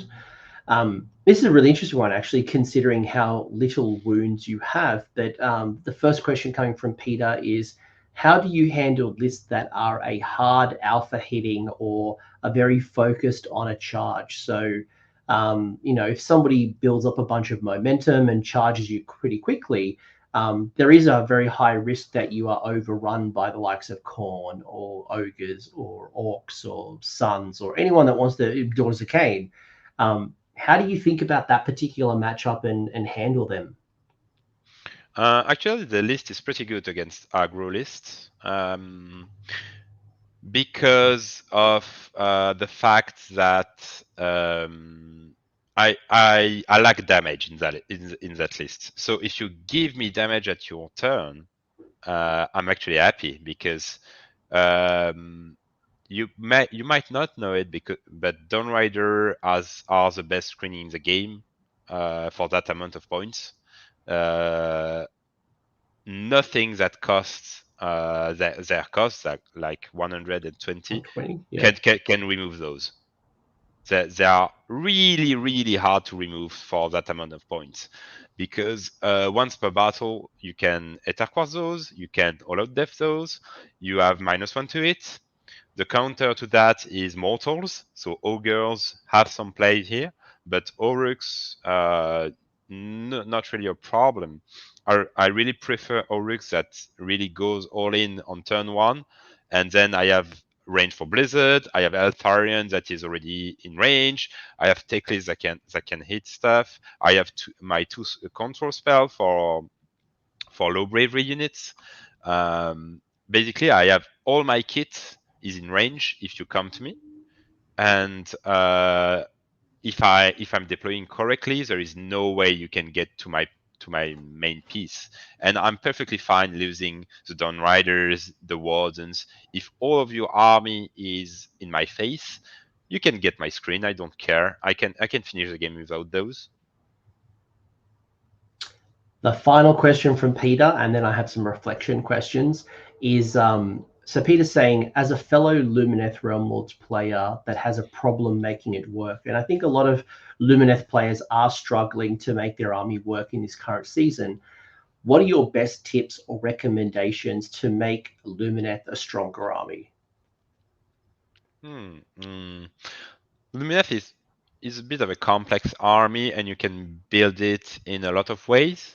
For instance, I have a non-Teclis list for when Seraphon is a bit out of the meta, maybe, hopefully. And also, Lumineth is also you build it to fit your play style. Not everybody will be able to run Teclis properly because it's a really particular play style. And yeah, Teclis is a whole army by himself. So you have Teclis build, non-Teclis builds, and my philosophy there, and it's not universal because some players play it differently, but I'll never play Metrica for two reasons, at least in that GHB. For one, you have a free tactic, which is 4 spells, and with Imetrica, it's a bit harder. If you play Imetrica Teclis, maybe, but a similar list to the Danish player that played it at Worlds last year, but I'm not sure it's the best list right now. But yeah, you really need to, in my opinion, you need to be able to do that tactic in Lumineth because it's your only real first turn tactic that you can do 100% of the time. And if when you build your list you cannot do that tactic, I would already say that it's a mistake. But some players are experimenting in Metrica with not so much spellcaster. I don't really like it because it doesn't feels like Lumineth. It feels like Fire Slayers, and I'm not playing dwarves. Um, and also about the rest, you can pretty much tailor the list to do anything that you want, but some key points: you don't have any units that is kill either, so you won't build an aggro list with that. Uh, I think your units that it's the hardest maybe are Blade Lords with Mortals or Stone Guards, but Stone Guards move 4, and moving 4 with an army that can double the speed is kind of criminal. And other than that, if you want to hit hard, you have to go with Eltharion or a cow, which are great, but it's not a more crusher. You do not have the speed. It's a different army. You cannot play aggro with that. It's always be a bit about control, or if you build Dimitruka, it's about tanking. I don't really like that build.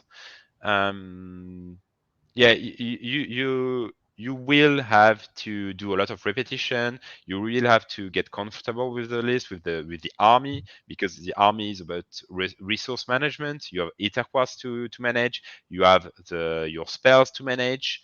You have a lot of things to manage around, and it's not an easy army to get into, but it's really rewarding, and you have a lot of choices every time. You're never really stuck in a position. You can always do some things. So yeah, just if you like that idea of being able to play in any position, you will like Lumineth. Just start playing and try to understand what fits your play style, what you need to like. Definitely bring Altharion. Um, and you don't have to play Teclis because there is some lists without Teclis that are really great. And Teclis is a bit of a hard one to start with. I don't think I would recommend for a beginner to start playing with Teclis, but also you cannot learn Teclis without playing him. So if you really want to play a Teclis list, just start playing with him, and you'll get some losses there. Just be analytical about why you did lose. It's probably not a list problem, and just try to improve. Discuss with your opponents. Because your opponent might have some ideas about what you should have been doing, you should have done, and big advice: don't chain too much game in a row. Reflecting on your games is as important as playing those. Love it. And you mentioned analytical. How can I be better at being analytical about the game? Do you have any advice for me for this reflection? The first thing is you have to get rid of the attitude of luck. There is no luck in this game. Yeah, some dice roll are better than others. Some dice roll are much more important than others, like priority. But the goal of the game and the goal of Lumineth is to reduce the variance, is to not care that much about those dice rolls. And it's all the philosophy behind that list is, yeah, I could have some bad dice rolls, but I can still recover by doing this and or that. And so never blame on luck. Uh, I played 72 games. I don't think I played one perfect game in those 72. Uh, I always have some things I say I can do better in every game I do. And it's really better to focus on that than to focus on some bad rolls. I see so much people just blaming dice rolls, or well, if I have done that roll at that point, is it gonna help you to think about that? No. Can you control the dice rolls? No. So just think about what you can control and how you can make that dice roll less relevant. That's really the main goal. I would love to see you play Destruction. Like come play Sons of Behemat with me and see the casino variance between being amazing and being horrible. But in Lumineth, yeah, absolutely, it's about I always say it's about predictability and knowing your variance, right? It's like if I don't have all my buffs, what can I expect my wardens to do? If I have all my buffs, what can I expect them to do? So regardless, you're making better decisions in the moment as opposed to over assuming or under assuming because you haven't done the analytics and the reflection and talking to your opponent post game is great. Using like tabletop battles or some type of record to see was there particular battle tactics you dropped, or something that I recommend a lot of people do is take photos of their deployment. Like Yeah. every game, I take a photo of my deployment because if something worked really well, I want to replicate it. If I play Lumineth and I didn't go very well, then I want to look at that and go, could I have done something different? And as an example of the ogre game, maybe not stringing out my Noblars and having a spell cast on them, splitting them up or condensing them, or less castling may have been the better approach. So Yeah, when you I don't when need I a when castle against me. You don't need a castle. You can put your thread up front. What are you fearing? but I've learnt my lesson. I don't want to repeat it. So what I'm saying Yeah. is I look at that and go, oh, maybe I should have done this and this and this. And then next time I don't do it, or hopefully I don't do it because I'm deliberately putting the feedback into practice. Yeah. All right. Last question, and I'll let you go. And by the way, if people have been enjoying this, you will be doing an interview with French Wargaming Studio. So go check them out. They'll be on YouTube. I don't know if it's going to be in French or if it'll be in It's English, probably going but to be in French, but okay. So I've got the exclusive in English and they've got the exclusive in French, and I'm yeah. okay with that. By the way, say hello to Julian and the team. I loved my time with them. Unfortunately, we didn't get to spend more time. I think Julian wanted me on stream at some point, but it was just such a busy weekend. But Yeah. I absolutely respect the hell out of what they do. They do incredible work. But my last question for you, and then you can kind of say thank yous and hellos and whoever you want to do. But if I've listened to this entire podcast and I'm thinking about, I want to be at the next Warhammer Championship. I want to win my next major event. I want to come to the championship. It sounds incredible. What advice would you give to me in order to improve my performance, to ultimately go and win this golden ticket, to go win that major event? Like, So what can I do? yeah. So a few things. So first, play the game a lot. That's just a given. Um, and go to a few tournaments, because if you go to only one tournament that has a golden ticket, you have to win that one. If you go to 10 tournaments, if you can, obviously, but if you go to 10 tournaments that have golden ticket, you have much better odds, right? But on your performance, just play the game and reflect on the game. Like we just said before, reflecting on the game is as much important as playing it. Focus on yourself. Um, stop stop complaining about dice rolls. You can also find a good sparring partner. I found someone, Martin, shout out to him, which is great, because you can discuss everything with him.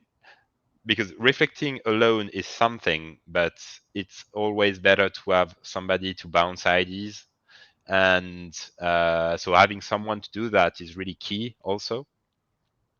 And if you can try to, after each game, just win or loss, just try to find your errors there. What did you do wrong? What did you do right? Did you win because you had the right plan for the game? Did you lose because you had a bad plan or not? You have to be really analytical on what happened during the game, regardless of dice rolls, because you cannot control that. So don't focus on that. And you really have to. Sometimes you lose a game, and you feel like, yeah, I should have won that one, but dice rolls were bad. Just wait a minute and just do the probability there, the probability curve. And that's what I do. If sometimes I make a decision, I do it and it goes bad. So I just afterwards I just go to a website to do the probability, and if the probability for it to go bad was above like 5%, and if it was key to the game, then it was a mistake to do it. And just having the probability, having the number, the probability number of the thing, to be really analytical about that is really important, because sometimes, yeah, if it was like a 0.1% of happening and it happened, yeah, it's not a big deal. I made the right choice there. I should do that choice there. It went bad. All right, that's not a problem. It was a 0.1% chance. No worries. Let's go on to another thing. But really try to be analytical about those. And yeah, just play and reflect mostly. I love it. And for anyone who's wondering, there are, like, type in Maths Hammer, for example, and you can find certain websites. Like, there's plenty of them. Like, I'm not being vague for a particular reason. There's a couple of them. Find whatever one that suits you better. And there's some incredible ones. Like, you could see like what the damage output of your unit is against armor save 6, 5, 4, 3, 2, 1, ignoring rend and wards. And you could look at, proper, even just understanding the probability of charging, right? Like, it's one of my bugbears where I see Soulblight Gravelords, for example, put Graveguard in a grave site, and then they expect to land a 9-inch charge. Now, the probability of hitting a 9-inch charge is like 25%. You put on a command point and you raise it up to about 48, I think, percent. So Yeah. it's still a 50-50 chance of hitting it with a CP reroll. Now, is that a viable strategy that you can apply and consistently get the damage? No. What happens if it fails? Well, I'm sitting there. What happens if my opponent wins the priority roll? Well, then they're probably going to die or be avoided. So, like, I think what you've said, and reflecting on expected outcomes, and focusing more on what can I control, as opposed to I lost it because I lost the priority roll. I lost it because I made these bad dice rolls. It's more that, what could I have done differently to had a better outcome? Could I have done something? Should I have changed the sequence order of my spells? Should I have baited out the primal dice earlier to get some of my critical spells off later? Should I have picked certain units for combat instead of the ones that I picked? Or should I have had this unit supporting this unit? And when you start to ask questions like, what could I have done differently? It's not the blame game. It's more about, is there a decision that I could have made that I can now avoid making or change to change my outcome? Yeah, exactly. All right. Nicolas, this has been incredible. I want to just, off the back of everybody, I just want to say merci beaucoup. I butchered that, didn't I? That was terrible, wasn't it? It's okay. Merci à tous. It's been a while since I've been to France, but I actually would love to come back. I spent about 2 weeks in Paris. Absolutely enjoyed it. I miss the French breakfast. Give me my orange juice, my black coffee, my croissant, my what else is it? Orange juice, coffee, croissant, baguette, bit of baguette, and like even having a baguette in my backpack and like have some cheese and eat it, snacking during the day. Absolutely love France. So and I found everyone was so nice. Like and Yeah, it's true of like the people that I met at the Worlds. Like, I got a chance to talk to a lot of you, and I have nothing but pleasant, lovely things to say. Absolute gentlemen and lovely people. yeah. If you ever come to Paris, just hit me up and we'll do things. I'd love to come back to Paris. But is there anything that you want to shout out? Any people? You are on Twitter, and I'll put your link in the description. I think it's at Spoon. Is it? Correct me if I'm wrong. At Spooner, Spooneuh. Okay, I'll put it down below so Yeah, people can follow yeah, you and talk more. But anyone you want to call out? Any, obviously the French. yeah. I definitely want to thank the whole French community because the community as a whole has been insane during the whole event. I want to shout out Martin, my sparring partner, and Tiffen, a close friend that really wanted to come and hopefully will come next year. Just a quick shout out to my parents, which were still up at 4 a.m. watching me playing a game they don't understand at all. So that was really, really great. And all the persons that were there, you were all awesome. All my opponents were great. I'd love to talk with them. I'd love to play them again. And the staff, you yourself, and all the other organizer and judges were all great. It was really a perfect event for me. It ended perfectly. And yeah, thanks everybody. No, it was an absolute pleasure. And I heard nothing but positive things. And when you won, I heard nothing but people just congratulate you and say, you know, how clean of a game that you had and very sportsmanlike. And anyone, like people can often think, you know, oh, to win, they get like gotchas and gamey and like, you know, no, actually it was 100% great game. And if French Wargaming Studios do put their videos up, I don't know if they're on Twitch still, but hopefully they put it up on YouTube at some time. I would go recommend checking out the battle reports because they were great games to watch, and I had the pleasure to watch many of them in real time. But thank you again so much for your time. Go follow Nicolas, and yeah, awesome. I can't wait to see you again, and hopefully, fingers crossed, French community, you pick this man in your team. So I know in January you guys will pick your team. I have put my foot down. You are in the team. Congratulations. Go tell the rest of France because I've made that executive decision. We'll see about that. Thank you so much.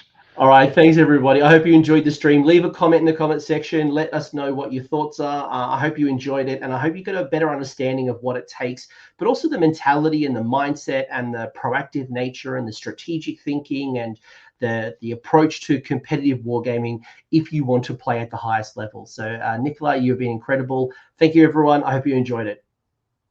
Thanks. Have a nice day. Thanks for hanging around until the end. I hope you enjoyed that video and you walked away with a few new ideas. Now, if you did, I would love it if you pressed like on the video, as well as left me a comment with your thoughts. The conversation will continue over on Discord, and the link is down below in the episode description. I also want to give a massive shout out to the AOS Coach patrons and YouTube members who are supporting the channel and the growth that you're seeing here. So cheers, you are all bloody legends. And until next time, don't roll a double one on a spellcast.